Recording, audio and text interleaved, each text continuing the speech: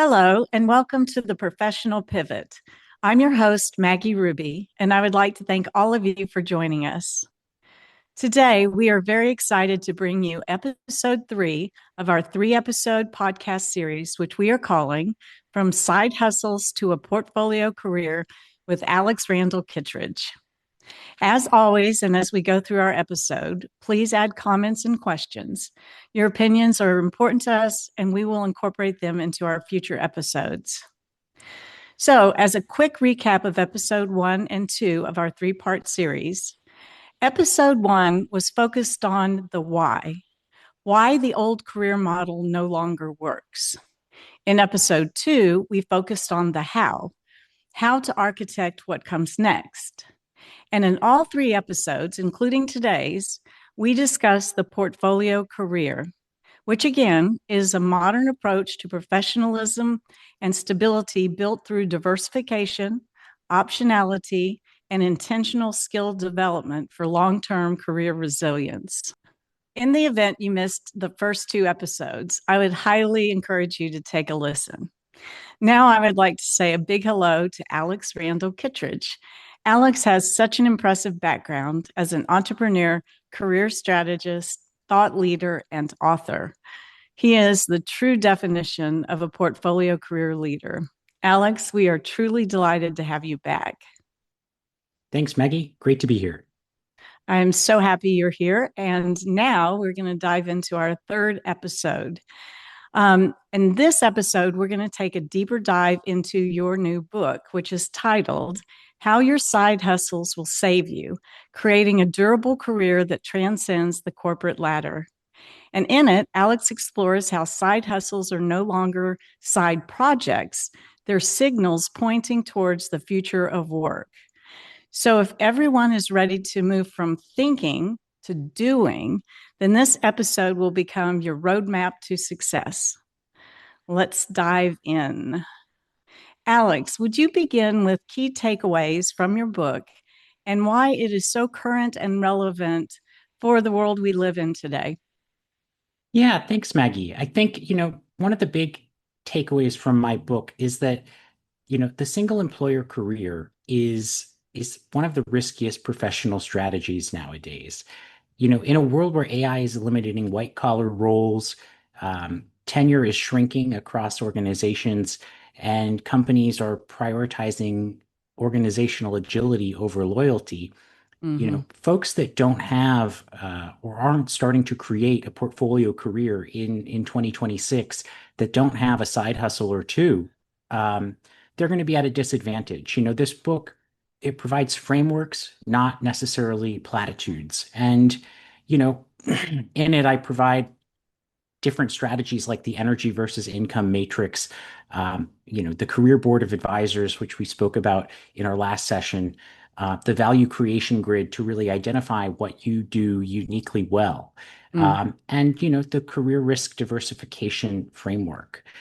These are tools that people can use immediately to reevaluate their income portfolio. And I think just to put some data behind it, about 70 million Americans were freelancing in 2025. The audience for this book it's not a fringe audience. It's really pretty mainstream nowadays. And, a third of the workforce is already doing this. So I might even be behind the times if we're thinking about it that way. Well, I've always believed that you're a trendsetter. So I think, putting around framework, I think is incredibly timely given what you just said, and very exciting. So I'm intrigued to know more, and I'm very much looking forward to the read. So why do you say side hustles can actually save people, not just supplement income? Yeah, well, I think the first reason is because a side hustle is career insurance. So, in a world where it's the professional equivalent of having emergency savings, basically. Everyone has a 6-month emergency fund probably, but this is your professional emergency fund, if that makes sense. And I think, it gives you options when your primary plan fails or when the primary plan goes away or disappears. I think, side hustles, not only do they develop portable skills that you can move from employer to employer, project to project, it's helpful to curate that independent reputation. So, it Yeah. starts building that professional network that you'll come to rely on that doesn't belong to your employer. And, I think looking at the long-term unemployed numbers recently, it's been quite high. About 2 million folks are in the long-term unemployed category. So that's folks that have been unemployed for over 6 months. And, you Right. know, for people with a functioning side hustle, a layoff is a transition and not necessarily the crisis that it could be. I think save, it's more than a financial save. It's also an identity save. It helps you Mm. transition between roles in that way by giving your professional self a brand that exists outside of the corporate walls. Well, and it's interesting. I think, people do move from career to career more frequently than they have in the past. And so you talk about a portfolio career, it's almost like your portfolio skills that you own and you take with you to enhance your next opportunity, or your additional hustles, that you take on, which I think is very exciting. So, you use the term portfolio career a lot. How does that differentiate from just having multiple jobs? Sure. So I think, having multiple jobs, it's career fragmentation, but a portfolio career is really an integration of all of those various roles. Um, the difference is whether the pieces reinforce each other. So in the portfolio career, they reinforce each other. In a freelancing world, multiple job world, it's more fragmentation. And, each piece of the portfolio serves a purpose, whether it's for stability, for growth, for reputation. They're all deliberately Mm-hmm. composed. Think of, I talk about it in the value creation grid in the book. Portfolio career maps to the skills and the market immediately and simultaneously. Multiple jobs, it just is trading more time for more money. I Mm. think a good portfolio career might actually involve fewer hours, which is interesting. You're not spending 30% of your time on, busy work or corporate overhead and office politics. I think that the test for folks is, does this piece make the other pieces more valuable? And, in the example of advisory work, that feeds into your writing potentially. Writing builds your reputation. Reputation, Mm-hmm. attracts your advisory clients. And it's a system. Well, there's an interlock to that, is what it sounds like, and it's very exciting, and I'm very struck by the because I think initially you think of if you have multiple hustles, then it's going to be more time consuming, and the fact that it Mm. actually goes the other direction is fascinating. Um, just to jump back to a topic that we talked about last episode, which was the career ladder. You state that the career ladder is basically a historical artifact. So, what changed structurally, and why do people still feel possibly like they're failing the system and the ladder? Yeah, well, I think, the career ladder happened at a very particular historical time period. It took off in the post-World War II, Mm-hmm. economic boom that occurred here in the United States. And it was underwritten by corporate pensions, which have largely gone away. I do know someone who works Mm-hmm. at Disney who has a pension still, which I think is quite a flex. I In think that must be 2020, a grandfathered clause of some sort. I I I would think guess. I think so too. But union protections are shrinking year after year, and Yeah. um, industries aren't as stable as they used to be. I think you can see companies like Meta recently closing their metaverse, I guess, and that whole Yeah. that whole section of the business just goes away. Yeah, that was a big announcement. I can remember when he came out and was first talking about the metaverse. And that seems like that was really a blip that kind of opened up and then closed down very quickly, or at least it felt like it anyway. But it's fascinating. So you talk about stability. Companies can't guarantee careers anymore. But you say skills and relationships, and I love that. Skills and relationships still matter. So, can you unpack that a little bit, please?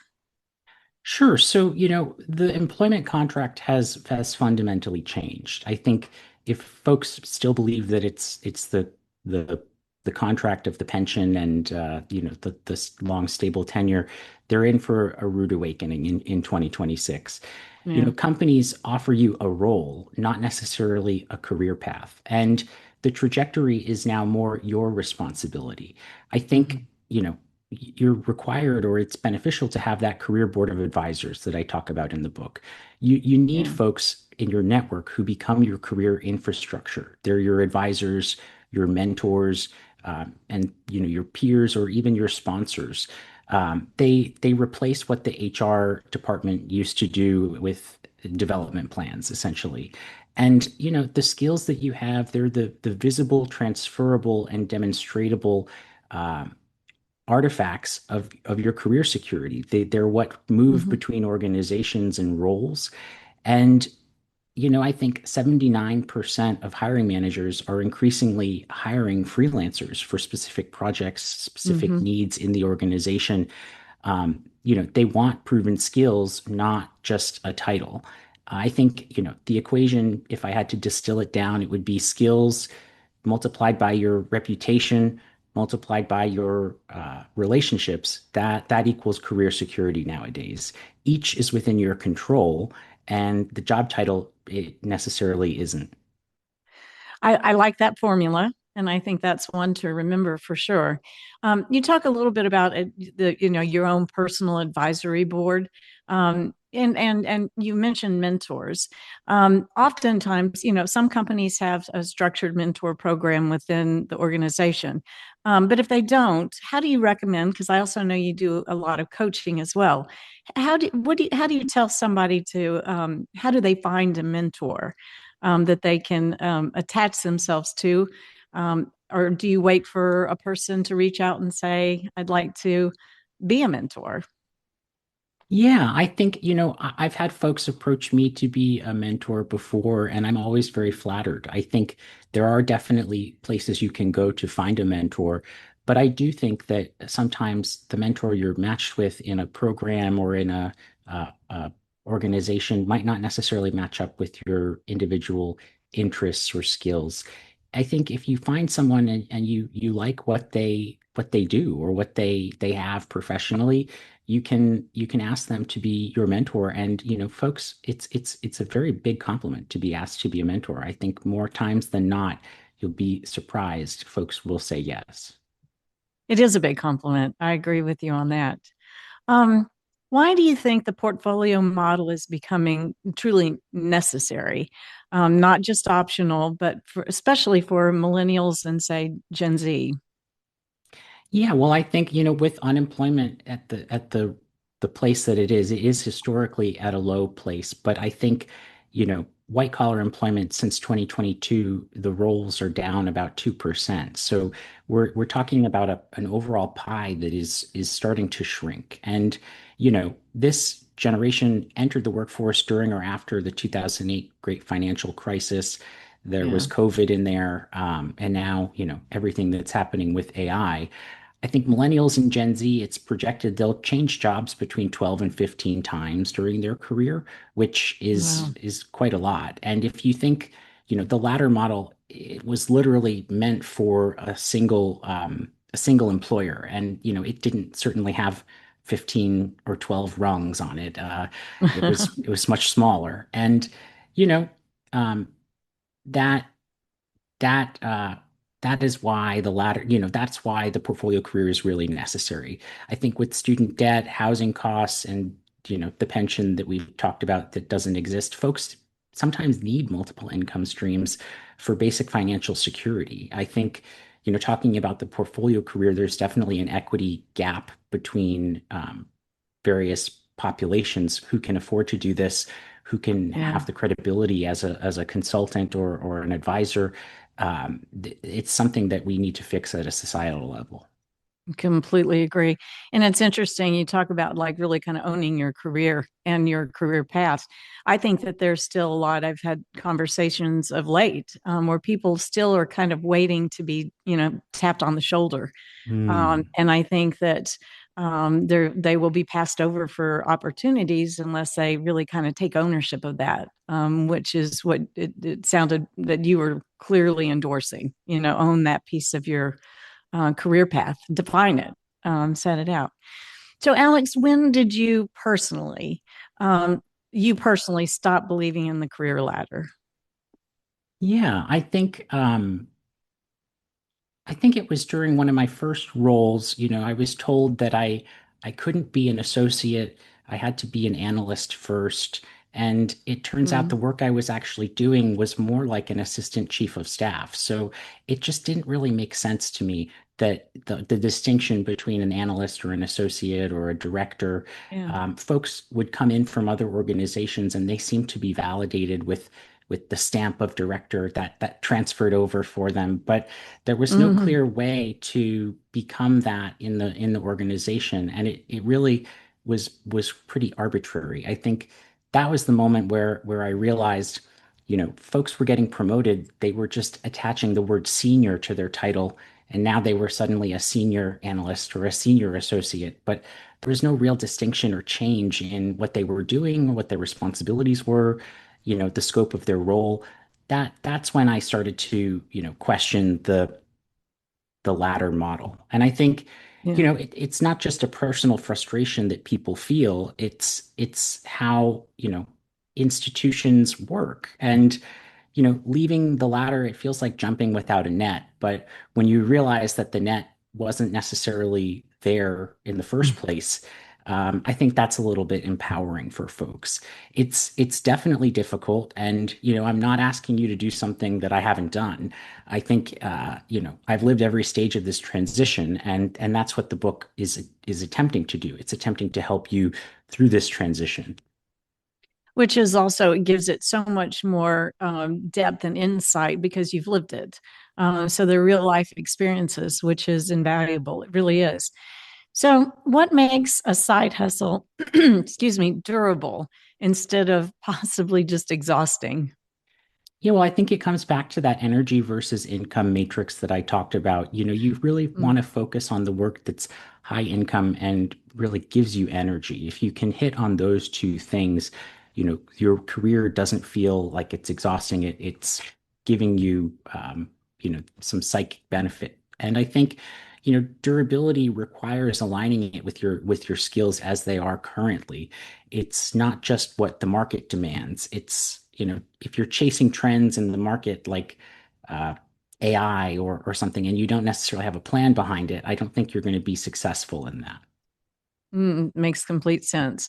So, if someone is listening to us right now and they feel stuck or overwhelmed in their current role, where should they actually start? What would be a good jumping off point for them? Yeah, well, I think you can start with a 30-minute audit just to sit down and use a pen and paper or an Excel spreadsheet and list every skill that you have, every result that you've produced in an organization that you can tie back to metrics, every type Mm-hmm. of person who's ever asked you for your help in an organization. Most people are shocked by what they already have if you take the time to do this audit. And from there you take those skills and you put them into what I call the value creation grid in the book and really see where those 2 to 3 skills you have that are both high value and um, you know in demand in the market and energizing for you. That's your starting point. I think from there, you want to go to market, so to speak. So you need to have some conversations with different people inside and outside of your organization. Um, you know, Former colleagues, industry contacts, people in adjacent fields. Those conversations will unlock possibilities for you. And, start building that career board of advisors that we talked about, Yeah. folks that can weigh in on what you're thinking about, what you're positioning as your skills are, and I think this is where the side hustle comes in. If you pick one small experiment, maybe 3 to 4 hours a week where you can deploy those skills whether that's volunteering or starting a business, that becomes that experimentation machine for you to expand. Well, the inventory of your skills and then the chart that you were talking about seems like a very organized way for somebody to start figuring out where to, what their sweet spot might be to start and begin exploring this. So I think that sounds like an incredibly helpful tool. Your book sounds so informative, powerful, and a must read.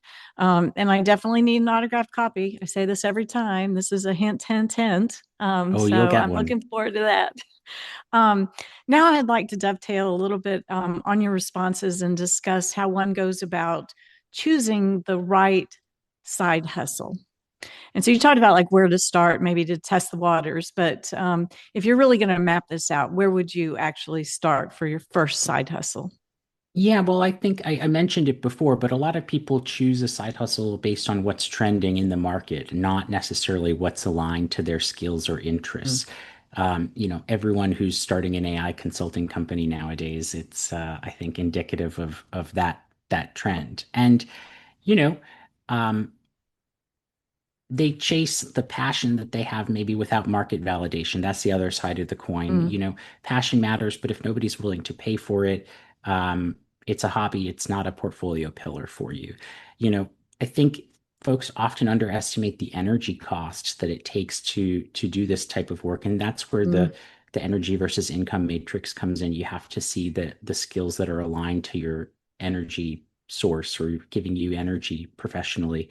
And the wrong side hustle sits in the bottom right hand quadrant on the mm. chart. It's low energy, it's low income. If you're in that quadrant, it's a bad place to be. But if people often stay there because it's a sunk cost, it's comfortable, it's familiar, but it's definitely not Mm. ideal.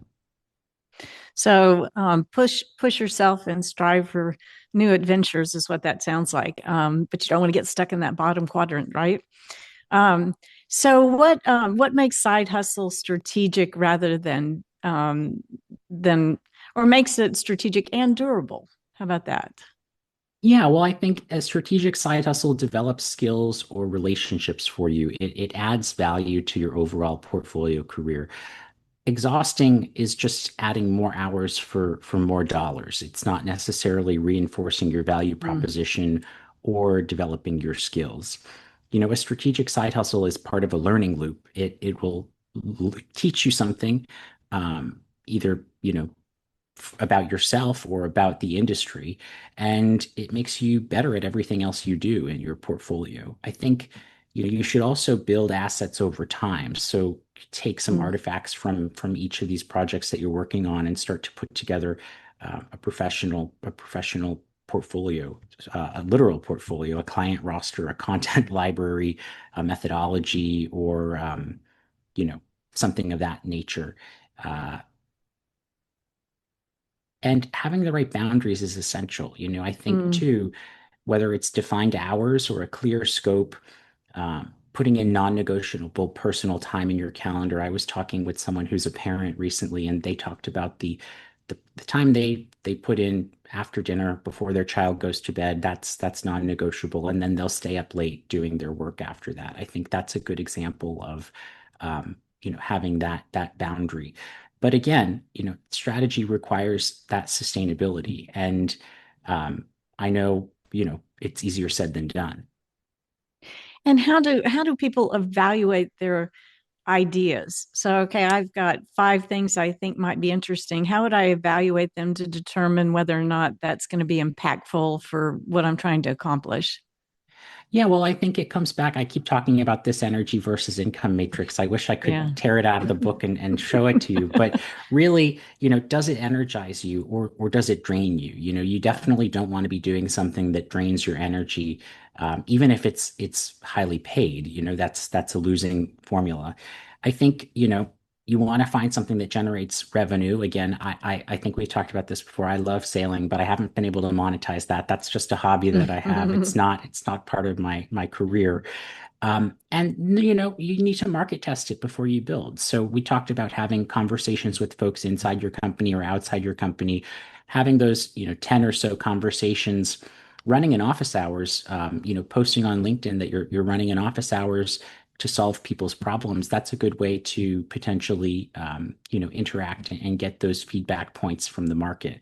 I think as well, you know, folks should ask themselves, what is your unfair advantage and does it leverage your unfair advantage? Because Yeah. that's truly your sweet spot. Ideas that play to your unique combination of skills and experience, those have the highest probability of success. Can you and we talked about this before, but unfair advantage, I find that fascinating and I don't hear that term thrown out that much. Can you just touch on that a little bit and then how to use your that unfair, understand what the market, maybe where the gaps in the market are and how you can speak to those to be that standout person that can fill the market need, which makes you very, very, very valuable. Yeah, well, I think, in my own experience, often you can find your unfair advantage by the folks who come to you with the same problems over and over again. So if you find Mm, yourself in a position where you're continuously being approached to solve the same types of problems and you're good at it ostensibly, that potentially is your unfair advantage. I know in my consulting business personally, I work with technical CEOs and technical founders. These folks are PhD scientists who are just coming out of the lab. I think, I have experience in academia, so I can relate to them, but I also have experience in business and human resources. So I'm able to bring those tools to the table that they might not necessarily have. And when you bring those two together, you're able to build a very strong business that is sought after by investors. yeah. No, it is a powerful conversation for sure. So if we can shift a little bit, let's talk about income architecture. Why do multiple income streams reduce anxiety? I know that sounds pretty straightforward, and but not increase anxiety. Could you kind of expand on that a little bit, please? Yeah, well, I think, having that single source of income, that creates a binary risk for you. You either have it or you don't. And, Yeah, multiple streams creates a spectrum. If one drops, the others are potentially able to sustain you. I think, we talked about this before, but, different sectors of the economy are losing jobs in different months or different periods. Financial services in January, for instance, right. lost 22,000 jobs. So if your only income was in financial services and you lost that income, you Yeah, probably won't find another role or job in that industry quickly because of that. The psychological shift is also very important. I think you need to have that career risk diversification because, like a balanced investment portfolio, it reduces volatility. It balances your income and reduces your career anxiety. hmm, It's a real psychological shift. And yeah, folks sometimes talk about earning their first dollar, whether that's online or in a business. That's a real moment for folks that shows yeah, you that you can do this and it can be successful. I think, your second income stream might just be 500 or $1,000 a year. It could be quite low, but it's a starting point and it's that proof of concept. Um, it's counterintuitive, but true, people with side incomes are often better employees as well. They're less desperate, maybe they're potentially less political in the organization and more focused on creating value. well, and the diversification of a portfolio, whether it's like your financial portfolio, or whether it's a business and you diversify your business model, and then your personal portfolio career. That diversity. So when one thing is strong, then you can capitalize on it. But if you have a low dip in another buckets, so to speak, then you're not just completely washed out. And then in terms of finding out like the themes of what time of year certain things, like you mentioned financial Mm. services, what's the best way for someone to go about trying to understand based on their skill sets and areas that they focus in, what are the hot months or quarters, or when they should pay attention to those? Yeah, well, I think, it comes back to those conversations that we were talking about previously. I was at an industry event recently for chiefs of staff, and a lot of chiefs of staff nowadays are running their own consultancies. This was before year end, and in speaking with another consultant person who's in the chief of staff space, they advised me to book business for the year ahead now. Secure Hmm. the clients now, because when it comes to January, folks are often not looking to start new contracts. It's better to have the business locked in. I think that's something that you only learn from experience and from talking with folks in your industry. If you don't have the particular experience, that's where the career board of advisors comes in. It's so important. Yeah, that makes a lot of sense. You mentioned this before, portfolio pillar. So how do side hustles become a portfolio pillar in an overarching strategy? Yeah, well, I think things become a portfolio pillar when they, one, generate income for you. Two, they compound your reputation. And three, you'd keep doing it even if you got your dream job. That's a portfolio pillar. Um, there's definitely a revenue threshold. If you can get your Yeah. your side hustle or portfolio pillar to cover one part of your income, maybe it's just your cell phone bill every month. You have subscription revenues that add up to cover that. It's psychologically very validating. And you know, once it passes the reputation test, if folks know you in your network for this particular thing that you do, and they come to you for it, sometimes when you start getting referrals and inbound requests, that proves the product market fit. Yeah. No, that's terrific. And the networking and then being able to market yourself through your network, as opposed to maybe just talking shop. I mean, you use those conversations very productively, in terms of marketing yourself and your portfolio, so that also your network, they think of you first when something opens up, and you're top of mind, which is great. Why can stability come from stability? Diversity sounds kind of a little counterintuitive, but Hmm. why can stability come from diversity and not necessarily salary size? Yeah, well, I think, everyone would love to have maybe a $300,000 salary nowadays, especially with inflation where it is. But one salary is inherently unstable. It's either on or off. You either have it or you don't. Having a maybe $200,000 salary or $150,000 from two to three income sources is actually much more stable. It's much more durable. So I Okay. think if you can Mm. shift that mindset, you know, diversity creates that anti-fragility. If one of your clients goes away or one of the pillars falls off, you still have the others in the support structure. And this comes from a famous author, Nassim Taleb. He talks about anti-fragility. He wrote a great book about it. But a diverse portfolio doesn't just survive shocks; it can also benefit from them. So, what does that mean? Financial planners have known this for decades, and career planners are just starting to catch up. That is so interesting. I have, um, and a real powerful point, by the way. I have a couple of wrap up questions. So, and what you just said kind of segues perfect into to this question that I have for you. What does career security really mean in today's work environment? Yeah, well, I think there's definitely a mindset shift. In the past, career security meant guaranteed employment or Mm, stable employment. That is something, as we've talked about, that's basically gone away nowadays. What yeah. what career security means now is having that guaranteed employability. It's the confidence that you can generate income, regardless of what any single employer does. And the components are, having in-demand skills, having that visible reputation, Mhm. having a strong network, and those multiple income streams. That all ties in together. I talk about it in the book. There's a chapter on institutional reform priorities because I Mm, do think we're moving away from a world where folks have one job and mhm. an unemployment system that's built around one either having a job or not having a job to a system where folks are working for themselves with multiple jobs and projects. It's much harder to define yourself as either employed or unemployed in that system. Perhaps you're self-employed, or The terms we use to define them, they don't match the current reality.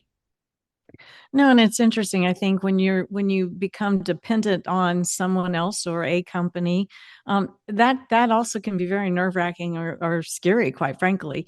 But when you own it, at least you know that you can take control of it, and then that has to build the confidence that then continues to build and build with the portfolio career, and then the success that translates from there. So it all seems to have a domino effect, which is exciting. What are some income diversifications? We talked about diversifications. What are some diversification strategies for income? Yeah, well, I think the easiest one is a consultancy or advisory. You can sell your expertise by the hour or by the project. There's the lowest barrier to entry. I think you just need to set up a website or set up an LLC and you're in business basically. So There's you are the LLC? Exactly. You are the business. I And I think think that's too, that's great. actually becoming much more common. I think, folks have talked about this recently. We've not seen an uptick in unemployment. We've seen an uptick in new business filings. And I think it's these highly educated, knowledge workers that are going into consulting for themselves as opposed to being technically unemployed. I think, the second pillar would be content and IP. You can have a newsletter, a course, a book, a podcast. It's a higher upfront investment of A your time, Substack like you have? a Substack as well.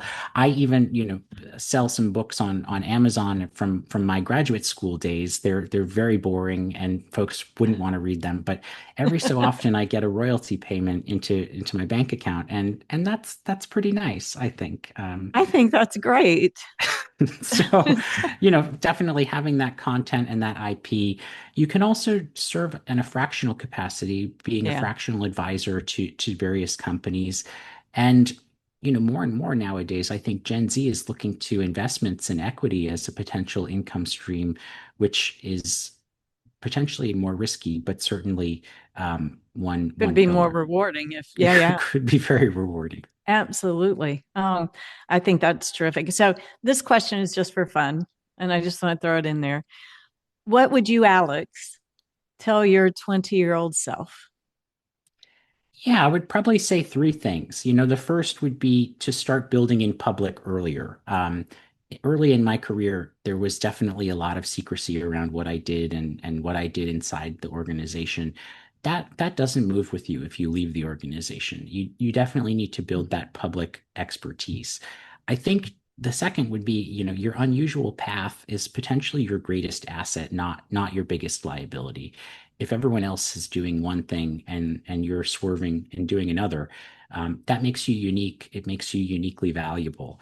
I think as well, don't necessarily optimize for prestige, whether it's the company or the brand name, but optimize for that optionality, something that will teach you a skill or give you that employability we talked about. Because, the old model showed you a job as being secure and stable, Mm-hmm. whereas now Mm-hmm. it's the career optionality that is what career security is all about. Yeah. Um, I love that. Your 20-year-old self grew up very nicely, by the way. Oh, thank you. Alex, in closing, I'd like to go back to your book and one more plug for you: How Your Side Hustles Will Save You, Creating a Durable Career That Transcends the Corporate Ladder. A must read, must buy. I'm excited for you on that. But would you please share with us what you hope will be the biggest takeaway your readers will learn from reading your book? Yeah, I think the biggest is, you have more power over your career than you think. You Mm, just have to stop waiting for permission. You even mentioned that earlier on this interview. But I think if one person reads this book and starts a side hustle that becomes their safety net during a layoff or a reorganization, it'll be worth writing. that is so exciting. Um, and I think that right there is a perfect way and a perfect note to end up and wrap up our 3 episode series with you. Alex, you have so many platforms that you're able to share your brilliant thoughts and ideas and words of wisdom and thought provoking ideas. For our listeners, what are platforms and where can we find you? Well, I think the best place to find me is my website. It's just alexrandallkittredge.com. And from there, there's links to my LinkedIn, Substack, YouTube, and even to buy the book. Fantastic. And one more time, the title of your book? How Your Side Hustles Will Save You, Creating a Durable Career That Transcends the Corporate Ladder. Excellent. Thank you so much, Alex. It's just been an absolute pleasure. And you've brought so many thought-provoking ideas, strategies, and action items to our conversations. And I really appreciate that. And I know that our listeners do as well. And I have one more thing that I'm very pleased to announce is that you have agreed to be a recurring guest on our Professional Pivot podcast. So thank you for that. It's exciting. I'll be back. You won't have enough of me.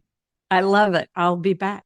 And for our listeners, thank you all for joining us. And I hope you all have a terrific rest of your day. Until next time.